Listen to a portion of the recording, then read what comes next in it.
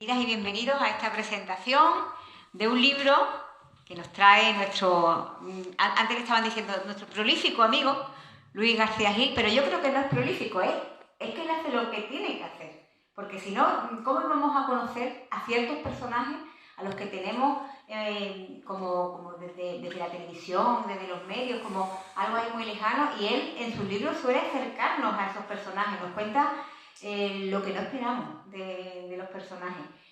Se centra también en las letras, se centra en las historias, no es el cantante o el cantautor que está ahí, que está grabando y al que tú miras de lejos, no, te lo pone como muy personal. Y a mí me encanta cada vez que él escribe un libro sobre Serrat, sobre muy próximamente el de Rival, que lo vamos a presentar aquí, de todos ellos. Y acierta, él acierta, así que no es prolífico, es lo justo. Está haciendo lo que tiene que hacer y en la medida que tiene que hacerlo. Y en el caso de Rafael, que además está tan unido a la ciudad de Jerez, porque muchas de sus letras son de un jerezano, de Manuel Alejandro, pues yo creo que había que hacerlo aquí, había que presentarlo. Y si encima viene acompañado de nuestra amiga Marina Bernal, que es otra chipionera, pero jerezana, jerezanada, que tanto sabe también de personajes como Lola Flores, por ejemplo, que ya conocéis sus obras sobre Lola Flores, y en fin, yo creo que es un día para alegrarse y para disfrutarlo. Así que no voy a decir más nada, les voy a dejar paso a ellos dos, que creo que van a hacer una especie de entrevista y nos van a sacar ahí alguna documentación sobre Rafael, que es algo que a mí me encanta, el archivo. El tema archivo a mí me vuelve loca, así que vamos a disfrutarlo y le paso el micrófono a los dos. Pues muy buenas tardes, gracias por venir. Yo soy Marina, él es Luis, por si cabía alguna duda. Y bueno, yo creo que hoy día hay que aclararlo, ¿eh? Cada vez ¿Tú crees? Sí, que cada vez va a ser más necesario aclarar quién es Marina y quién es Luis y quién es Esteban. Era un tono de humor, evidentemente, porque decía por una especie de entrevista, es que yo creo que la forma más distendida y más cercana y de compartir con lo que habéis venido a compartir con nosotros esta tarde en la Fundación Caballero Bonal, de hablar de un libro es a través de preguntas, respuestas, e incluso si vosotros queréis hacer alguna pregunta o si os asalta la curiosidad por algún aspecto del libro, yo creo que Luis está encantado de desvelarlo sin destripar el libro, porque hemos comentado que muchas veces podemos llegar a cometer el error de volcar todo el contenido del libro cuando se hace una presentación pública, ¿no? Y siempre hay que conservar ese trocito de misterio, ¿verdad, Luis? Sí, claro. Incentivar la curiosidad sin llegar a descubrirlo todo, a desvelarlo todo. Hay que leer el libro, hay que leerlo, porque para eso hemos venido aquí, a presentarlo, pero también a animar al público, no muy numeroso, pero bueno, pero cercano. Público de calidad.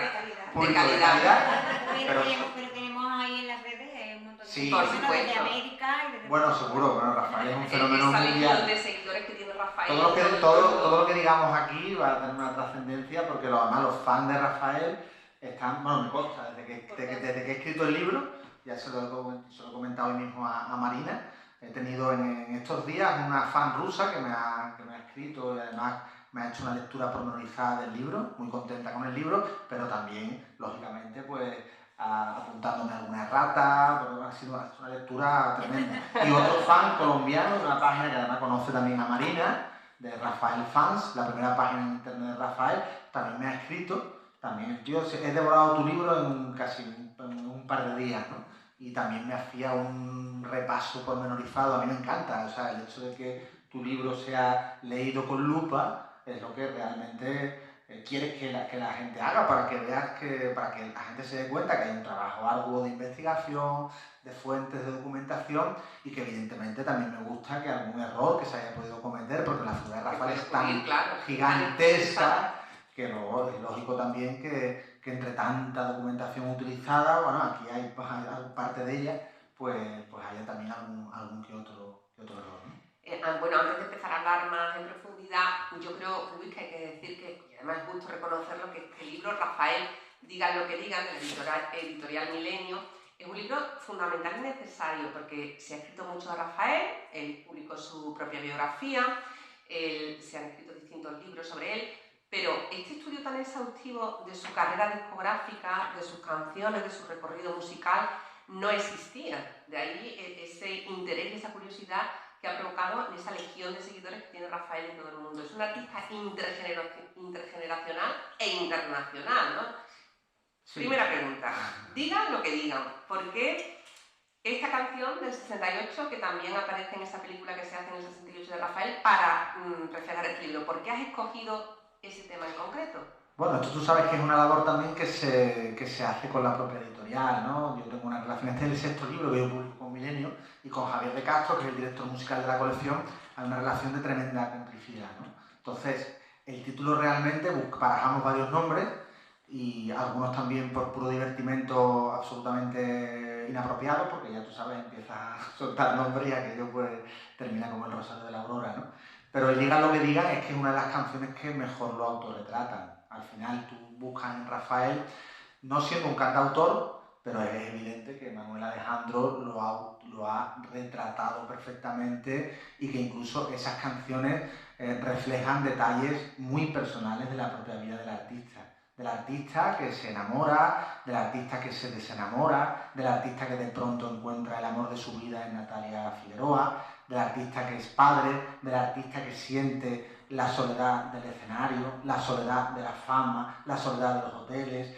Todo eso está muy bien. Hay una canción menos conocida de Rafael que os invito a escuchar, que es la de Volveré a nacer, que es una canción maravillosa que tiene ese punto también de saber retratar el alma del artista itinerante, del artista que en los años 70 pues va en busca también de su propio destino y que también siente que el camino evidentemente es un camino de estrella absoluta, pero también tiene esos momentos de duda y de incertidumbre, porque siendo Rafael muy grande, no os vayáis a pensar que no ha tenido también esos momentos de dificultad, ¿no?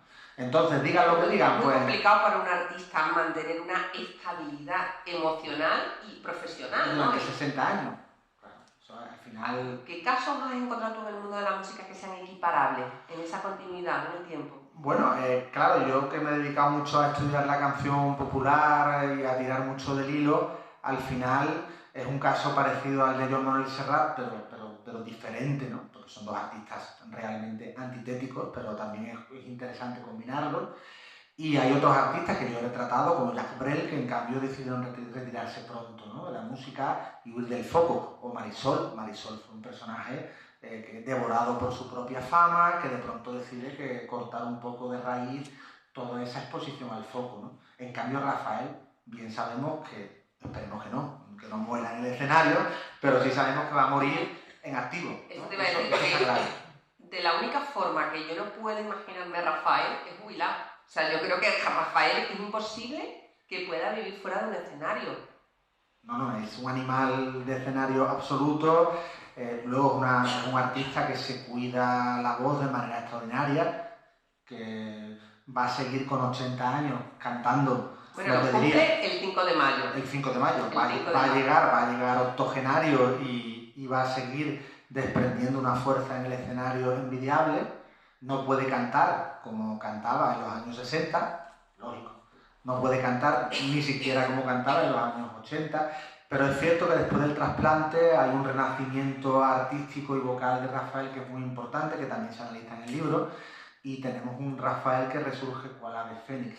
Esa capacidad de Rafael se cita en el libro, la frase de Camilo José Cela: quien resiste gana. Él la ha llevado a rajatabla, a machamartillo, y al final él ha resistido, ha ganado, se ha impuesto a las modas, se ha impuesto incluso a los cuestionamientos, porque es que otra cosa que el libro hace es analizar a Rafael a través de todas las décadas, pero también cuando Rafael era casi parodiado y totalmente desprestigiado por la crítica. No creamos que Rafael siempre ha sido un artista mimado por el público, sí, pero por la crítica, prensa, ¿no? Y la crítica, bueno, se recogen críticas en el libro realmente hirientes a Rafael. Desde la cuestión que viene de muy lejos de su sexualidad, que en aquella España del franquismo, pues imaginaos, ¿no? Cómo era la situación para alguien amanerado en el escenario o que tenía unas maneras en el escenario que podían ser controvertidas, pero realmente Rafael siempre se impuso porque era una figura melódica de primer orden, un profesional como la copa de un pino y con una personalidad apabullante, ¿no? Y de hecho, por eso ha resistido a los embates del tiempo, por todo eso, ¿no? Pepa, tú si quieres intervenir con Sí, nosotros, sí, hacer sí, preguntas. estoy aprendiendo un montón. Libertad total. Bueno, yo digo lo mismo a los que estáis aquí, a lo mejor os interesa algo más concreto de lo que estemos hablando. Luis, tú que eres un experto también en analizar la trayectoria de artistas que hemos dicho ya como Serrat, como Aute, como Javier Ruibal, Pepa Flores. ¿Qué similitudes encuentras tú en la trayectoria de Rafael con todos estos artistas, los que ya has estudiado, y qué es lo que lo hace totalmente diferente a ellos? Bueno, no, Rafael es que cuando se dice si Rafael tiene algún modelo con el que compararse, o alguien incluso que se pueda comparar a Rafael de las jóvenes generaciones, es que Rafael es único. Muy complicado comparar a Rafael con alguien porque él es incomparable, digamos, ¿no? Entonces, es muy difícil de comparar porque el estilo de Rafael es su estilo, su impronta. Por eso es un artista que ha perdurado y perdurará, porque no se parece a ningún otro. Es verdad que él podía tener referentes en artistas de la canción francesa, podía mirarse mucho en el espejo de Frank Sinatra, podía tener ciertas referencias, ¿no? Pero Rafael es un artista que cuando aparece deslumbra por ser una personalidad. Date cuenta que pasamos, o daos cuenta que pasamos en la España de los 60 de Manolo Escobar, ojo, de Manolo Escobar a Rafael, como luego se pasa de Rafael a Serrat. Son, digamos, distintos modos de entender la canción, pero lo que es la canción ligera, melódica, moderna, pop, que Rafael transmite y encarna, eso es algo único. Entonces, quizá con Serrat hay una trayectoria en paralelo, porque Serrat viene un poco a destronar, no, a ver, es el momento de rivalidad máxima. Serrat llega como poeta de la canción, con otro discurso, con otra filosofía, con otra manera de entender la música y en cierta manera le discute el trono a Rafael. En esta revista que veis aquí, que se llama Un Mundo Joven, que recorre los finales de los 60, principios de los 70, termómetro de la música pop del momento, en esta revista se hacían encuestas de popularidad, salían todos los números, trae su encuesta de popularidad, ¿no? Y ahí se ve mucho, eso como un Madrid-Barça, se ve mucho la rivalidad de Serrat y Rafael, porque a veces Rafael era el que estaba arriba y otras veces era Serrat el que estaba arriba. Pero una rivalidad más bien de los públicos que seguían respectivamente cada uno de ellos, porque claro, es curioso que siendo dos artistas tan diferentes, incluso hasta antagónicos, entre ellos hay una relación de respeto, de cariño y de admiración mutua, aunque solo han grabado una vez juntos. Bueno, tú además lo cuentas también en tu libro, porque Serrat estuvo hablando contigo, ¿no? Eso es importante, también recalcarlo. Pero aquí hemos venido a hablar de tu libro. Bueno, pero ya de paso hacemos un poco también un poco, hombre, porque al fin y al cabo, aparte de tu generosidad estando aquí conmigo, acompañándome, es que Marina es mucha Marina y también su libro de Rafael aparece citado y hay un diálogo también importante entre su libro y el mío. Pero me preguntabas por Serrat y Rafael a nivel de relación. Bueno, Serrat... Esa relación personal. Claro, Serrat siempre le ha reconocido a Rafael que ha sido el primero en abrir mercado en América, por ejemplo, y de eso se ha aprovechado el propio Serrat. Y luego, esta cosa tan importante de cuidar al máximo la condición del artista cuando va a cantar a un sitio. Es decir, Rafael exigía desde el primer momento que los camerinos estuvieran decentes. Él no iba a cantar a un sitio donde el artista fuera prácticamente... Víctor Manuel hablaba de la dignificación de la profesión, claro, y que precisamente claro, Víctor Manuel, que tampoco tiene nada en común artísticamente con Rafael, le agradecía siempre esa forma de actuar, porque había beneficiado a todos los intérpretes. Y Serrat también, me acuerdo yo una entrevista con Pedro Ruiz en La Noche Abierta, que es el programa que tan magnífico de entrevistas en la intimidad que hacía Pedro Ruiz. Serrat en ese programa me acuerdo también que habló de Rafael y la dignificación del oficio de cantar y que muchos de los que vinieron detrás, estando en las antípodas ideológicas de Rafael en principio, pues se beneficiaron de ese sentido que venía de Estados Unidos, del show business, de todo lo que es la América a nivel musical y artístico. En eso se miraba mucho a Rafael. Entonces Rafael sentía que cuando él a lo mejor tocaba en un garito, cuando empezaba a cantar y el público no le prestaba atención, él tenía que dar un golpe en la mesa y decir, no, oye, que yo estoy aquí para cantar y que yo merezco un respeto porque he venido a cantar canciones y no a que la gente esté aquí pasando del artista. Él es el primero que en España hace que el artista tenga un estatus que yo creo que eso al final se va a ver mucho en su manera de sentir el escenario y desde su primera presentación en Benidorm y luego también en el año 1965 cuando canta en el Teatro La Zarzuela de Madrid, que ahí es la consagración primera de Rafael y ese primer momento en el que él toma un teatro para sí solo, tiene la osadía, cuando todavía no era muy popular, de enfrentarse a todo un público. Y a la casa de discos, y a la casa de discos, que no le admitía, ¿cómo vas a dar un concierto sentando a la gente en una butaca? Claro, eso es. Y ahí se impuso, él tenía muy claro, él estaba predestinado al éxito. Él contaba a Joaquín Soler Serrano en un programa maravilloso que se llamaba A Fondo en Televisión Española, que él desde pequeñito le atraía mucho el mundo del teatro. El teatro también tiene mucho que ver, la dramaturgia, la manera de sentir el escenario, la manera de moverse las manos, todo eso, lo expresivo, tiene mucho que ver con su amor por el teatro desde pequeñito. Y él sabía que iba a ser algo, a lo mejor actor, pero quizá, no sé, que él en su cabeza sabía desde pequeñito que estaba predestinado a ser algo importante. Bueno, empezó a cantar con 8 años, ya consiguió un premio internacional, formando parte de una escolanía. Pero estamos hablando de muchos nombres propios y yo creo que estamos tardando mucho en llegar al nombre de un jerezano, pues estamos en la tierra de Manuel Alejandro, que fue fundamental y ha sido fundamental en esa trayectoria de Rafael. ¿Cómo analizas, cómo llegas a la figura de Manuel Alejandro y cómo entiendes tú que podría haber sido la carrera de Rafael sin Manuel Alejandro? ¿Se hubiera entendido? No. Hay un filósofo francés, que no me voy a acordar el nombre porque son muchos datos en la cabeza, que habla de un libro muy bonito de la filosofía del encuentro, ¿no? Es decir, el encuentro que puede ser en el amor, cuando dos personas de pronto se sienten llamadas la una a la otra. En una estación de tren. En una estación de tren, por ejemplo, también puede surgir la chispa del amor, pero también la filosofía del encuentro tiene que ver también, a nivel filosófico, como estoy comentando, cuando dos amigos de pronto se sienten llamados a un mismo destino. Y a veces dos amigos en una cuestión que puede ser artística, ¿no?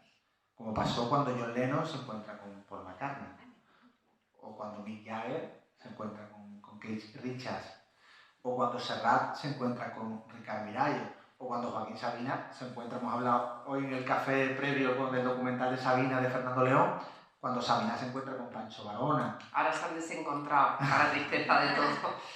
O cuando Jacques Brel también se encuentra en el camino con músicos que también van a ser determinantes en su carrera. Claro, al final, cuando Rafael se encuentra con Manuel Alejandro, pues va a ser un encuentro crucial. Es que Rafael no se puede entender sin Manuel Alejandro. Cabe recordarlo porque estamos en la tierra de Manuel Alejandro y porque muchas veces cuando se habla de una canción, Rafael es tan grande que se dice una canción de Rafael, ¿no? O yo soy aquel, una canción de Rafael.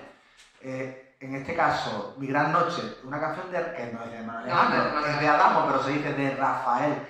Como que el nombre del creador, del compositor de la canción, como que se nos difumina o desaparece. En este caso, además de la personalidad arrolladora de Rafael, ha tenido la culpa la actitud hasta hace un par de años de Manuel Alejandro, que era un hombre que se tapaba, que se escondía, que no concedía entrevistas. En estos últimos años nos ha desconcertado a todo el mundo, para bien, porque hemos aprendido a conocerle y a entenderle un poquito más, pero Manuel Alejandro ha huido siempre del protagonismo.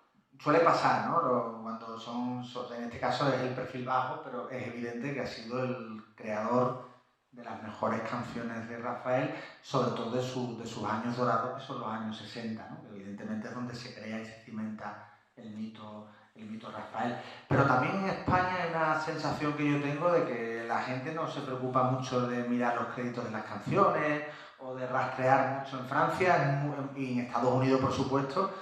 El otro día moría Barbácara, por ejemplo. Aquí en Estados Unidos los compositores de canciones son auténticos personajes. Es decir, yo creo que es un problema también de nuestro país. Es verdad que Manuel Alejandro ha tenido que ser, para ir al hormiguero, ha tenido que, bueno, con 90 años, ¿no? Prácticamente, no ha ido al hormiguero. Y con entrevistas, antes de eso, a los 89 empezamos con entrevistas, antes era imposible. Pero todo el mundo sabía, el seguidor de Rafael, porque además Rafael siempre se ha encargado de destacarlo en las entrevistas, porque él siempre ha vuelto, se ha distanciado de Manuel Alejandro, pero siempre ha vuelto con Manuel Alejandro.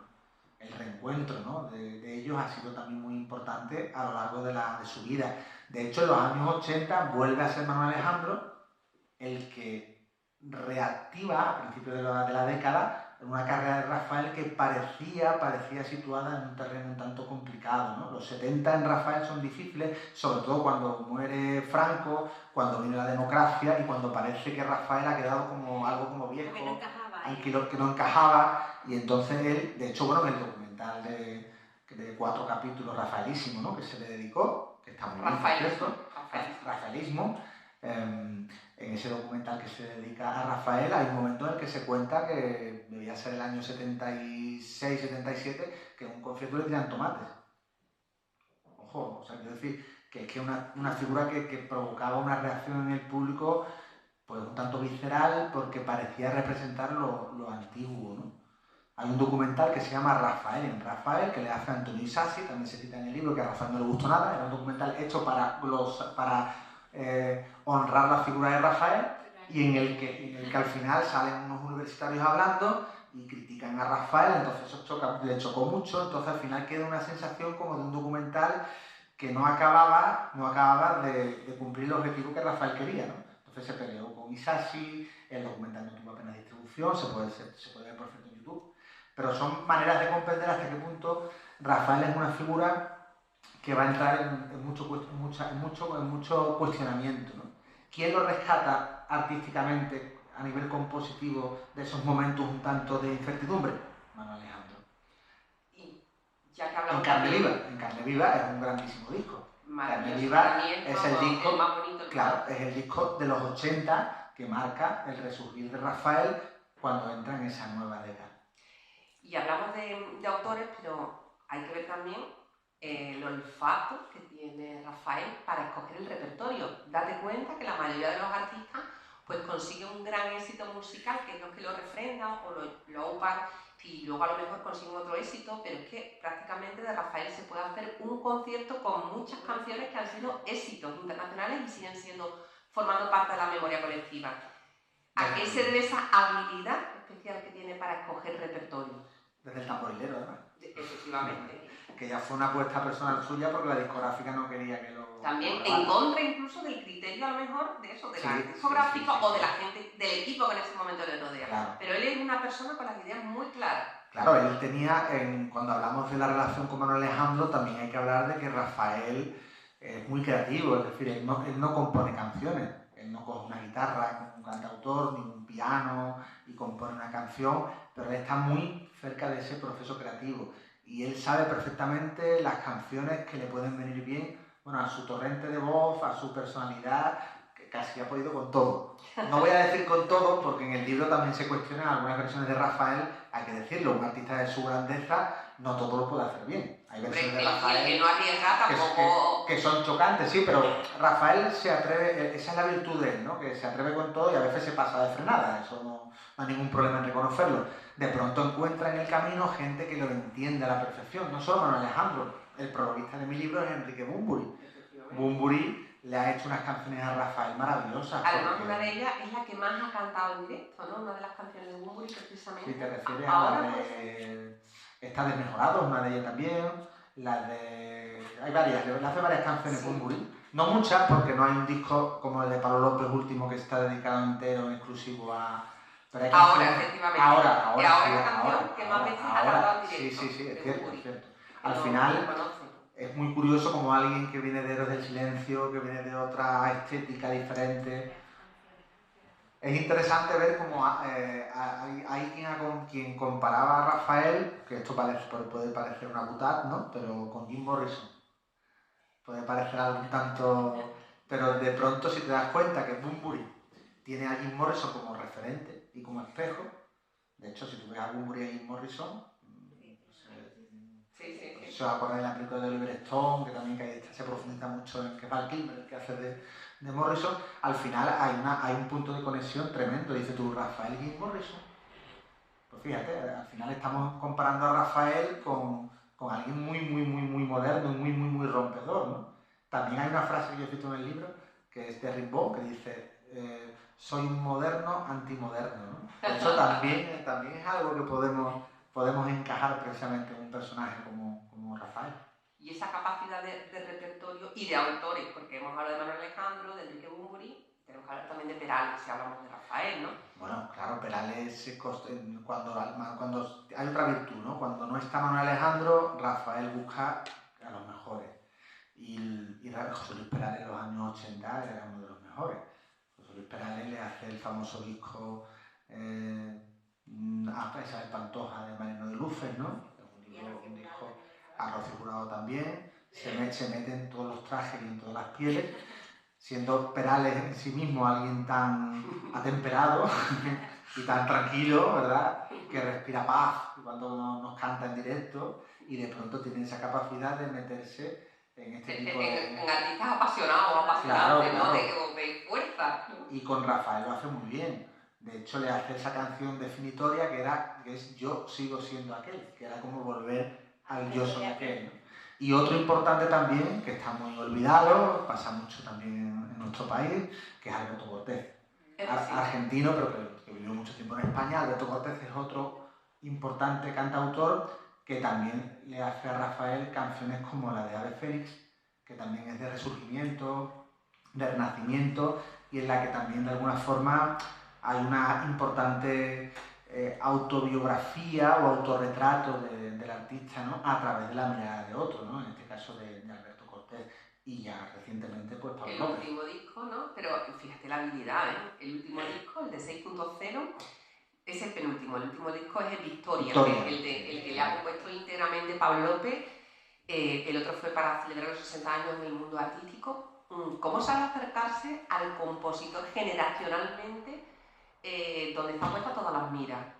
Sí, y tiene esa capacidad de verlo, igual que de elegir el repertorio, de saber en qué dirección y de ponerse en manos, ¿no? De ese autor. Y la veneración, porque el mismo Pablo López lo dice desde el máximo del respeto y además desde la máxima de la sorpresa, porque él contaba que pensaba que Rafael le iba a encargar una canción y cuando le dijo no, quiero que me hagas el disco entero, dice Pablo López que casi se queda en shock. Sí, porque la relación viene también de antes y de pronto se produce lo que hemos dicho antes, la filosofía del encuentro aplicada al mundo artístico y musical. De pronto hay un feeling especial entre los dos. Hay otros compositores jóvenes que le han hecho cambios, el mismo Dani Martín. También. Quiero decir que hay Vanessa Martín, creo que recordar que también. Hay muchos artistas, Rosalén, creo, estoy hablando de memoria, ¿eh? Se puede ir algún nombre de la cabeza, pero sé que muchos artistas de la nueva hornada le han hecho canciones a Rafael porque le ha gustado mucho acercarse a los indies incluso, ojo, también al mismo Iván Ferreiro también. Sí, a una versión de un tema de Rafael. O sea, quiero decir que en ese sentido él se abre a muchos artistas diferentes, pero con Pablo López se produce una conexión, quizá porque Pablo López también es de esos artistas muy temperamentales, ¿no? Que tú lo ves con el piano y es un tío que no te voy a decir que está pasado de rosca porque sería a lo mejor un comentario improcedente por mi parte, pero sí que tiene ese nervio, esa energía, ese vértigo, ¿no? Ese romanticismo. Así. Ese romanticismo desesperado. Y entonces quizá eso encaja mucho también con Rafael, ¿no?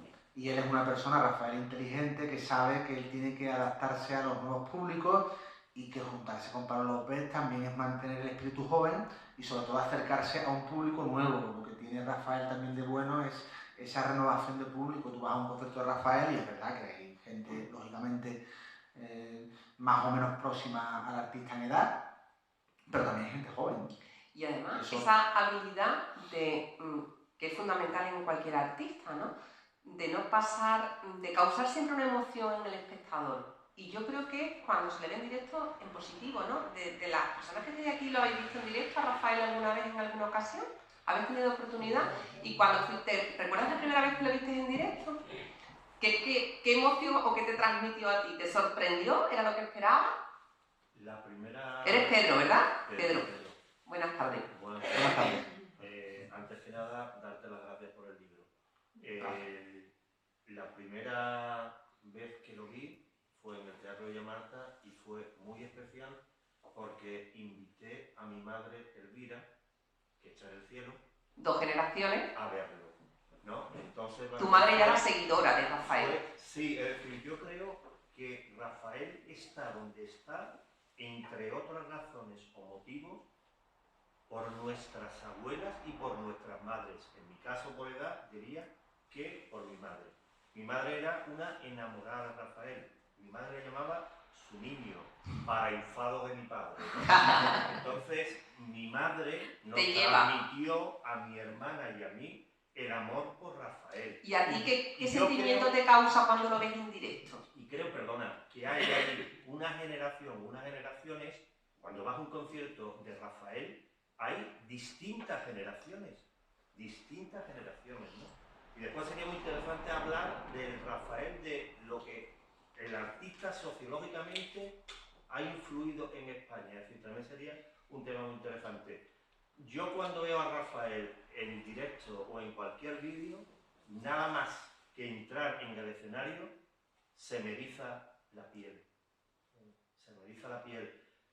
Las canciones de Rafael no son canciones, son himnos, ¿no? Que perduran en el tiempo, que no han perdido valor alguno, ¿no? Entonces, la misma emoción siento en cualquier momento cuando la escucho, ¿no? Desde hace ya muchísimo tiempo. La emoción añadida de la persona que te lleva a él también, sí, lógicamente. Lo pongo mucho porque tengo necesidad de escucharlo y si Dios quiere tendré la suerte de escucharlo en el Festival Tío Pepe, que iba a actuar una sola actuación y en 3 o 4 días prácticamente vendió todas las entradas y ha ampliado a una segunda. Es decir, Rafael está muy vigente, y eso es algo inexplicable, ¿eh? En la trayectoria de un artista. ¿Alguno lo habéis visto en directo por aquí? Vosotros en Cádiz, ¿no? En Madrid también. En Madrid habéis ido a verlo. A mí lo que sí me llama la atención es una cosa, es la pregunta que te gustaría hacerte. A mí me llamó mucho la atención. La primera vez que lo vi tenía 18 o 19 años, era la primera vez que nos falla. Que llamó mucho la atención porque, claro, ve a un señor tan niño, 2 horas y media, 3 horas encima del escenario, vestido de negro, cuando todo el mundo sabemos que se cambiaban los artistas. Claro, aquello, esa sobriedad te chocaba con su llamó la atención, además un tío tan joven, ¿no? El negro viene no hemos hablado de ella, bueno, hay tantas cosas que se nos quedarán en el tintero aquí, de Edith Piaf. Edith Piaf es un referente muy importante para Rafael y para los cantantes franceses, la escuela francesa. Sí. El negro era muy importante porque hacía que el público no se despistara y se centrara en el matiz interpretativo y claro, muchas veces un vestuario un tanto exagerado distrae la atención, ¿no? El negro es un poco, focaliza un poco la atención en el artista. El Dr. Jekyll y Mr. Hyde, que fue precisamente justo antes de tener que parar por el problema de salud. Fuimos a Madrid. A ver. La pregunta. Una cosa que era esa primera vez que yo lo vi, no era Rafael, era, o sea, no, ya la PLH no, o sea, la tuvo desde el principio. Sí, la PH fue algo casi desde la primera vez que graba. graba. Singles ya aparece. Desde la primera vez que Yo graba. tengo algo ahí en la cabeza, por eso. Pero bueno, a ver, claro, al principio de su carrera, es verdad. Rafael, vamos. Cuando tú lo viste esa primera vez en el Falla, Yo juraría no que- lo viste anunciado como Rafael, No. quieres decir. No. Que no Bueno, sé yo qué a ver, decirte. él empieza evidentemente la PH cuando ya empieza a grabar los primeros singles desde Benidorm, ya aparece con la Bueno, con la yo PH. tengo que Lo que ver. pasa que es verdad que, bueno, a lo mejor en los carteles la persona que en ese momento coloca se le olvida la PH o todavía no está muy Bueno, la verdad es que como empieza siendo un niño, empieza con 8 años a una escolanía. Luego hay una época en su vida, antes de Benidorm, antes de Sí, esos años sí. 60, en la que se presentaba a todos los concursos de radio que había, Claro. era un chaval todavía, en Madrid. Y Marcel utilizaba... Vivanco. Marcel Vivanco fue uno de los nombres Claro. que utilizó, porque utilizaba seudónimos, se presentaba al mismo concurso con distintos nombres, para que no lo echaran para atrás. Tenía esa fijación y Marcel Vivanco a mí me sorprendió muchísimo también ese nombre, que utilizara ese nombre, ¿no? Y es verdad eso porque lo que estaba diciendo ese señor, porque la última vez que lo hemos visto, que ha sido en agosto en Chiclana, y es verdad que tú ves 3 generaciones, tú te fijas en el público y hay 3 generaciones. ¿Y a ti qué te ha sorprendido más en esos cambios? Porque has ido siguiendo su trayectoria artística. Desde esa primera vez que lo ves en el Falla en Cádiz, en Madrid también, en el musical, y a esta última en Chiclana, al Rafael del siglo XXI, ¿qué es lo que te ha sorprendido o qué cambios has detectado? Cuando era niño lo que me sorprendía era que llenaba no el escenario, llenaba el teatro, esa vozarrón, esa cosa, ¿no? Que tenía. Eso me llamaba mucho la atención en un tío tan joven, ¿no? Y la personalidad que tenía. Era un tío muy joven con una personalidad que, además, como lo que tú acabas de decir, que una de las figuras que no estábamos muy bien vistas por el tema ese que... Las críticas. Sí, que aparecía la Los sexualidad que parecía que tenía. el amaneramiento. El amaneramiento y eso, ¿no? Y sin embargo el tío... No, y además una figura, no hemos hablado de Rafael internacional, pero es una figura de que desde el principio, evidentemente también tiene alrededor un equipo, que no hemos hablado de ese equipo, pero que es magnífico, porque un gran artista se rodea de los mejores, ¿no? Ahí estaba el Paco Bermúdez. El empresario que fue el que trajo a España los Beatles. Bueno, y además los Beatles llegaron a España gracias a que Rafael puso el dinero en metálico. Claro, también, la historia también. Pero bueno, que al final el equipo que rodea a Rafael, aquí por ejemplo, es curioso, pues poner Rafael S.A., ¿no? Un poco, pues en realidad es un magnífico producto y así hay que entender la música, con un sentido también como muy cosmopolita, muy, en el buen sentido de la palabra, muy comercial. Porque, esta portada, perdona que te interrumpa, claro, es muy divertida porque es una imagen afeitándose. Y además, fíjate, qué contundente, no he tenido maestros.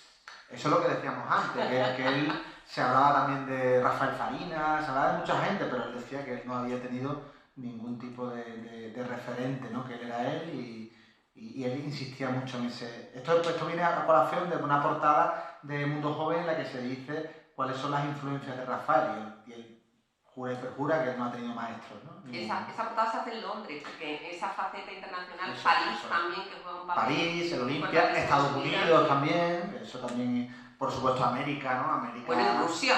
Y bueno, por supuesto lo que es la URSS. O sea, el hecho de que Rafael, digamos, mimado, supuestamente, esto es un tema que daría para mucho debate, por el régimen franquista, que la mujer de Franco era fan de Rafael, y él triunfara también en la URSS, pues con el Brezhnev y con todo esto, ¿no? Es decir, al final Rafael estaba con los... La ministra entonces de la URSS era admiradora de Rafael. Por Y eso, hay por una eso. generación de rusos y de rusas que aprendieron español gracias a las canciones de Rafael. Sí, es que además, claro, en la URSS no podían cantar ni los Beatles ni los Rolling Stones, pero Rafael sí fue tolerado y fue un impacto tremendo, sobre todo a través de la película de Digan lo que digan. Esa fue la película que fue el impacto, no hemos hablado de tanto, insisto, se nos van a quedar miles de cosas en el tintero.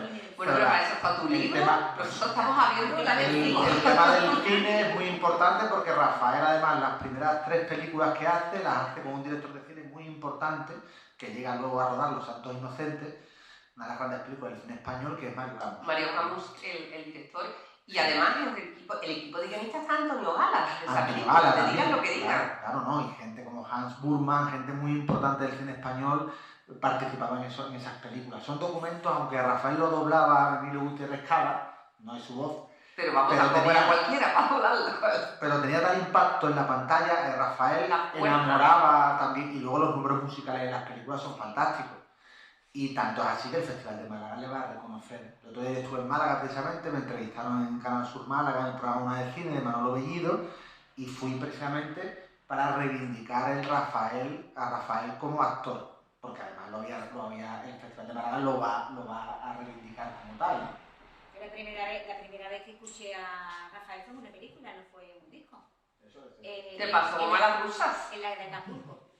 Sí, Anda. claro. Esa imagen en Acapulco, yo era una niña, claro, muy chiquitita. Se me ha quedado tan grabada que yo la primera vez que fui a México, fui a hablar con mis amigos y les dije, yo quiero ir a Acapulco. Me decían, ¿y por qué? Digo, porque yo he visto una película de Rafael que cantaba en Acapulco y me decían, pero si Acapulco es como Benidorm, una cosa como de mayores. Bueno, ese es el antecedente del turismo cinematográfico del que tanto se habla ahora. Pero para mí esa voz y la imagen y todo, porque es que era la parafernalia que también estaba alrededor de él, era lo que tú dices, tenía que tener un equipo de marketing y de imagen que es que yo era una niña, ya te digo, una niña muy pequeña y me quedé para toda la vida. Claro. De todas formas, Luis, aunque, como bien dices, él siempre ha sabido rodearse de un equipo estupendo, maravilloso, de los mejores profesionales, los mejores compositores, los mejores compañeros de viaje, también hay que reconocerle esa intuición primera que le guía, porque se ha ido profesionalizando y aprendiendo su experiencia con el tiempo, ¿no? Aprendiendo de las experiencias, ¿no? Pero esa intuición inicial... Eso es fundamental, claro. Que sin esa intuición eso Rafael, desde el principio, lo que he dicho antes, ¿no? Él se sentía predestinado a triunfar, empieza la llamada Tournée del Hambre, ojo, es decir, él empieza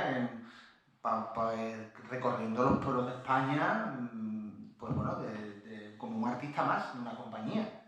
Ahí estaba Carmen Jara, por ejemplo, era otro artista de la época, y ahí empieza Rafael a sentir lo que es un poco como aquella película de Fernando Fernán Gómez, El viaje a ninguna parte, pues más o menos se sentía parte como de una compañía de titiriteros, ¿no? De actores, de cantantes que iban de pueblo en pueblo, ¿no? Y luego cuando cantaba en La Galera, que era un local ínfimo de Madrid, ¿no? Casi prostibulario, porque se habla en el libro también de eso, ¿no? Donde ahí ya toca con Manuel Alejandro. Estamos hablando de un Rafael que viene de muy abajo, ¿no? Quiero decir, aunque el triunfo va a ser rápido y resonante y vertiginoso, pero sí es cierto que Rafael llega a percibir las dificultades de los comienzos. Es muy importante también en esta generación de artistas que estamos hablando, donde también podemos citar a Joan Manuel Serrat, el hecho de venir de alguna manera de abajo, de una clase humilde, trabajadora, de tenerse que ir haciendo a sí mismo, de que el triunfo no sea flor de un día, de que hay que trabajárselo, de que el gran profesional tiene que ser profesional en el escenario todas las noches, cante en el Olimpia o cante en un pueblo remoto de Castilla. Es decir, tiene que ser artista siempre y en cada momento dar lo mejor de sí mismo. Esta es la clave. Has comentado que cómo se puede explicar un fenómeno como Rafael, pues se explica precisamente por esa persistencia y ese amor y esa entrega al oficio. Y está haciéndose como fuego lento, ¿no? Hay una anécdota muy simpática que me contaba la gente cercana a Lola Flores, ya que estamos en la tierra de Lola, claro, en la frontera, en el centenario. en el centenario, y decía que en esos comienzos complicados de giras y tal, había momentos en los que incluso en una ocasión una cabra se comió los zapatos de Baila de Lola, que los habían dejado, se tenían que cambiar en un establo por las condiciones tan ínfimas en las que muchas veces se veían abocados a trabajar, ¿no? Y de esa dignificación que hemos hablado también, por la que tanto luchó Rafael, las condiciones óptimas para trabajar, ¿no? Pero eso que a veces, pues, y bueno, y más recientemente incluso en alguna anécdota me han contado también los morancos, Jorge Ortiz Arcada de sitios en los que se han tenido que cambiar de ropa o donde han tenido que improvisar más recientemente. O sea que es una lucha en la que todavía los artistas están ahí, continúan, ¿no? Para conseguir las mejores condiciones laborales, ¿no? La precariedad. Era una época muy, muy complicada y todavía en los años 70 Rafael va a sufrir. Mira que él, aquí hay, por ejemplo, traigo también Rafael 74, que estos son, bueno, es muy curioso porque estas carpetas promocionales se daban sobre todo a la prensa de la época y aquí pues el artista vendía, digamos, su gira del momento, ¿no? Entonces, digamos que esta parafernalia que acompañaba a Rafael... Fíjate que cuidada la imagen. Bueno, yo creo que sí, como estamos como en familia también, si queréis echar un vistazo porque merece la pena ver la documentación tan prolífica. Yo creo que podemos hacer un resumen si quieres, un colofón para dar por cerrada la presentación. También se puede adquirir el libro en la entrada, ¿no, Pepa? Se puede adquirir el libro si alguien lo desea y Luis con mucho gusto, cuando tu nombre lo firma, encantado de vida, ¿no? Y si queréis ver o echar un vistazo también a la documentación que es interesante ahora, pues... ¿Alguna pregunta más o algo que queráis comentar? Yo creo que Rafael, desde la humildad de que empezó su carrera, tenía las ideas súper claras. Entonces supo adaptarse a los tiempos totalmente. No tuvo el problema de luchar contra la dictadura, como la tuvo Serrat, como la tuvo Víctor Manuel. Entonces él supo claramente cuál era su idea, por la sencilla razón de que se rodeó de los mejores que tenían cada etapa.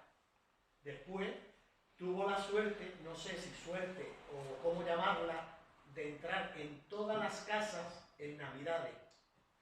Y en esas Navidades supo evolucionar con el tiempo. Lo mismo te cantaba con Lola Flores, con Rocío Jurado, con Bisbal. Pastora Soler, que también la apoyó mucho en sus comienzos. Lo único que no tuvo, creo, que fue lo que la gran mayoría de los artistas, la compañía femenina, en esas actuaciones, y a lo mejor encontró la soledad en esos hoteles. ¿Pero Puede se ser, refiere a nivel personal o a nivel profesional? A nivel personal, Personal. y profesional. Porque siempre en la mayoría Sabina va acompañado de su mujer, algunos artistas van acompañados... Sí, pero eso de la es familia. un problema muy común en los artistas que están en ese nivel, ¿eh? Sí, lo que pasa es Por que, un lado también hablaba de esa soledad. claro, Rafael yo creo que no le ha gustado nunca la noche, en el sentido de que ha sido una persona que ha prevalecido en él. Él cantaba y él realmente luego no se quedaba a hacer noche. Otros artistas, bueno, Sabina evidentemente es un artista de la noche. Hombre, la noche ha inspirado mucho a Sabina, Pero- si no se entendería Sabina sin la noche. En el caso de Rafael, él lo ha contado muchas veces en sus memorias que ha citado Marina y Mañana que, pues habla precisamente de que ya en Benidorm, cuando el festival tocaba a su fin o terminaba la jornada, O incluso antes de empezar, él no salía del hotel. claro, pero los artistas que habían cantado en Benidorm se iban de cachondeo y él como una rosa se iba al hotel, descansaba y luego daba el do de pecho en el escenario porque él quería que su voz estuviera inmaculada, ¿no? Él tenía muy claro que para Rafael la voz ha sido una herramienta fundamental. En otros artistas, Sabina, por ejemplo, es evidente que no, que la voz no ha sido Somos de fundamental. los valores. Claro, en Sabina prevalece el poeta, el canalla, otro tipo de valores, ¿no? Diferentes. Las vivencias. Rafael ha sido un crooner, no hemos hablado de la palabra crooner, pero ha sido un crooner también. Se miraba mucho en Sinatra, creo que es un referente importante. Y Y se, luego- ha medido con esos referentes que él tenía Claro, también, porque los duetos que ha hecho con Sí, gente de bueno. talla internacional, pero es que ha quedado igual que ellos o por encima de ellos, Sí, se ha sí. metido con ellos y no ha tenido Claro. ningún problema, no había ¿cómo diríamos?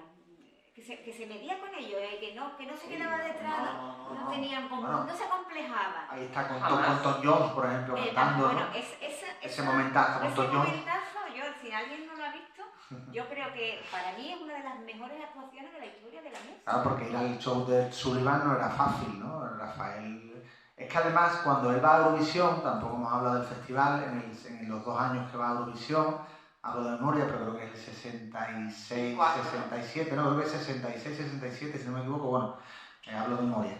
Pero es que Rafael es la imagen modernísima del país en ese momento. Rafael no gana Eurovisión porque todavía no se ha hecho el acuerdo que se hizo con el La La La, que eso estaba comprado, eso lo sabemos todos, que se sabe que estaba comprado.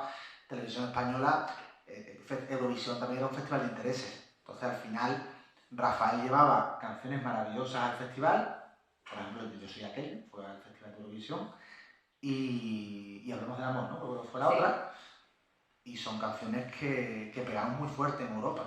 Y su imagen pegó muy fuerte en Europa. Y para la proyección internacional de Rafael en Europa, Eurovisión fue importante, pero no ganó Eurovisión. Seguramente tuvo más proyección en Europa Rafael en esos 2 festivales que el artista que ese año ganó Eurovisión. Es decir, a él le valió de plataforma para darse a conocer y para que en Europa se reconociera el artista tan grande y enorme que era Rafael. Muy bien, pues yo creo que podemos dar por ¿Qué finalizado es ese la- móvil? ¿Qué es? No va a ser que lo escuche y se moleste. No, ¿Qué sigue que- siendo? Porque ¿Qué sigue no, siendo? hemos empezado hablando de que es imposible imaginar a un Rafael retirado, ni jubilado, ni fuera de los escenarios. O sea, es el artista incondicional por vocación y que necesita al público y al escenario. Y fíjate qué curioso que no es un artista que cante fuera del escenario, ni en reuniones de amigos, ni en reuniones familiares. Está totalmente profesionalizado en ese sentido desde siempre. Y antes de terminar, un pequeño recuerdo, porque estamos aquí en la casa del poeta, pero también como hay tantos palos, mi padre tenía mucha amistad con él, independientemente de ideología, a José María Pemán, porque Pemán fue muy importante en la vida de Rafael. Esto en el documental que se hizo de Rafael antes citado se ignora completamente. No puede analizarse a Rafael sin Pemán. Pemán era el ideólogo de Rafael en los años 70. En alguna de estas carpetas promocionales que tengo aquí, ¿quién escribe de Rafael? Pemán.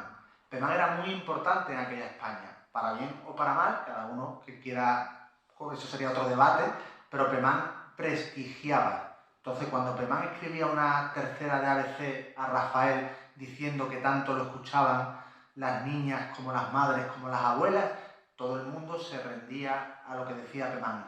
Por tanto, fue importante en el propio matrimonio de Rafael con Natalia Figueroa.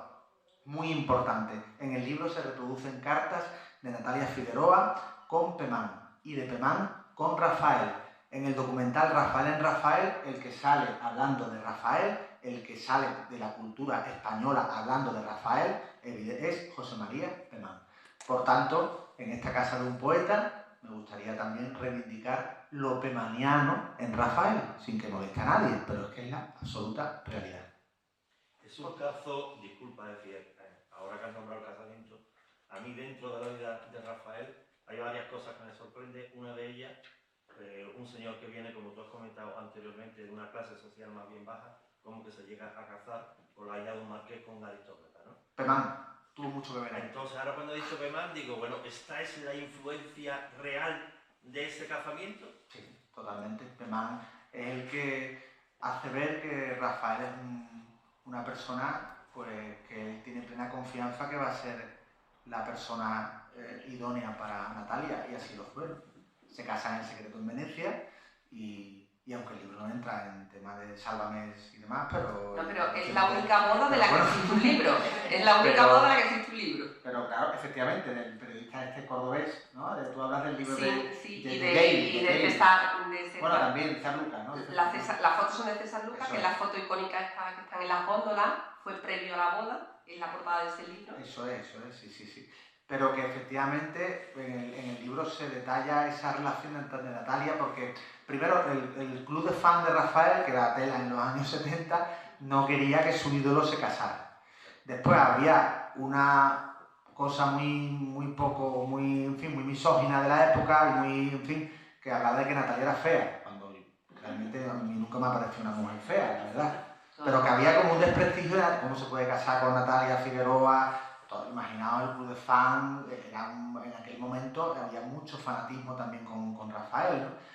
Y Natalia Figueroa lo pasa muy mal en la relación que tiene. Para que esa relación salga adelante y llegue a buen puerto, tiene que pasar por muchos prejuicios, y también ella misma debía dudar porque se estaba casando con un hombre que estaba en la cresta de la ola, en la máxima popularidad, y eso no debía ser fácil.